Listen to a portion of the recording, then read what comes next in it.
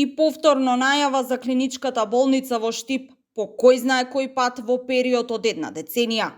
Овој пат најавата е дека ќе се рестартира изградбата на новата болница, медицинскиот факултет и студентскиот дом, а истата доаѓа директно од премиерот Христијан Мицкоски.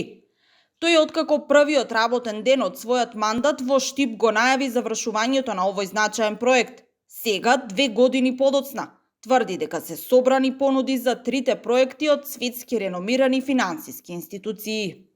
И очекувам како дел од онаа стратешка соработка со Велика Британија и овој процес конечно да почне да се движи, бидејќи има некои законски норми кои што мораше претходно да бидат завршени, и очекувам дека сето тоа ќе биде исто така ставено на шини и ќе можеме многу скоро денеска да сведочиме на рестартирање на изградбата на овие објекти.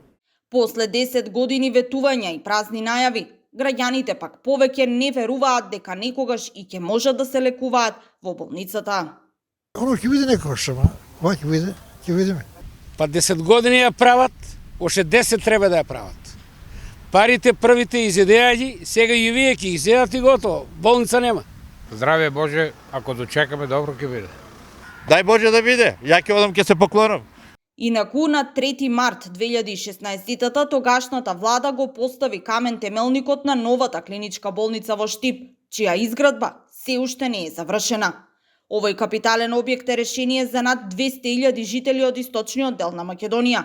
Проектираната вредност за која се обезбедија пари за градење беше 30 милиони евра, а заедно со потребната опрема беа планирани 56 милиони евра. Објектот првично беше најавен дека ќе биде завршен до крајот на 2018-та.